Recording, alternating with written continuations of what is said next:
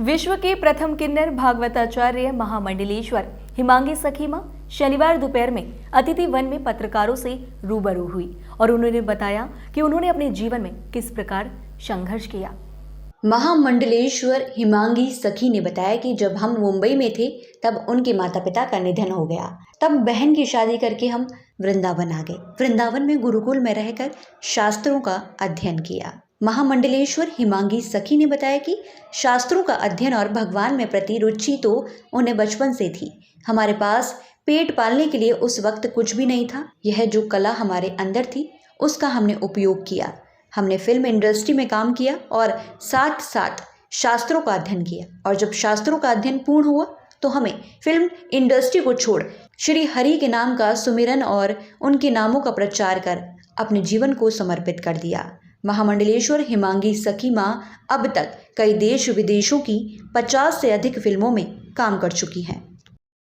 आगरा में के डी.के. शर्मा जी ने हमें इनवाइट किया है सत्संग और भागवत के लिए, और आगरा वासियों को इस कोरोना काल के अंदर सत्संग से जितने आत्मा को शांति मिले।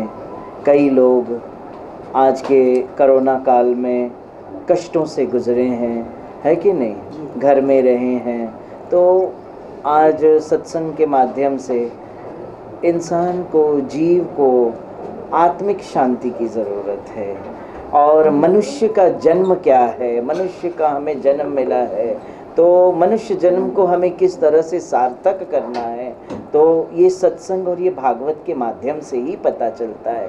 और हाँ, गुरु पूर्णिमा के इस पावन पर्व में हम गुरुओं का कर्तव्य बनता है कि जीव को राह दिखाए, सत्य का मार्ग दिखाए, सत्य के दर्शन कराए जीवन में, क्योंकि मनुष्य जन्म बहुत अनमोल है, हम आप सब जानते हैं, है कि नहीं। 84 योनि के बाद कहीं हमको ये मनुष्य जन्म मिलता है, तो हमें जन्म सार्थक कैसे करना है, तो उदाहरण यही बताऊंगी मैं कि कमल का पुष्प भी संसार रूपी कीचड़ में ही खिलता है ना।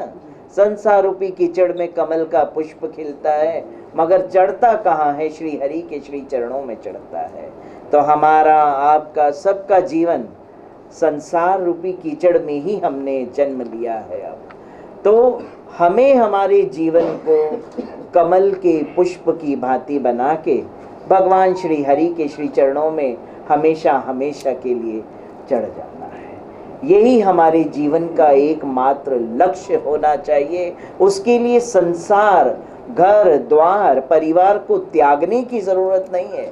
अपने गृहस्थ आश्रम में रह के ही हम ईश्वर की प्राप्ति कर सकते हैं कि नहीं हम। इसीलिए इस आगरा के धरातल पर हम आए हैं, इन्होंने बुलवाया, हम आए और सत्संग के माध्यम से जन जन को ये संदेश देना चाहेंगे कि एक किन्नर भी है जो सत्संग और कथा और भागवत करके लोगों के मन को मोह लेती है। राम मंदिर निर्माण हो रहा है, उसको लेकर क्या विचार? राम मंदिर का निर्माण हो रहा है, प्रभु राम के दरबार का निर्माण हो रहा है ना। तो बहुत अच्छी बात है हम सब के लिए कि भगवान राम के मंदिर का निर्माण हो रहा है और हम सबको मिल के उसमें सहयोग करना चाहिए भगवान राम के मंदिर के लिए, क्योंकि भगवान राम तो हमारे जीवन का सबसे बड़ा उदाहरण है। मर्यादा पुरुषोत्तम श्री राम हमारे जीवन के लिए सबसे बड़ा उदाहरण है। हम किन्नरों को भी उस समय में आशीर्वाद प्रभु राम ने ही दिया था कि आने वाले कलयुग में सिर्फ आपका ही राज्य रहेगा, और आज वो देखने मिल रहा है आपको।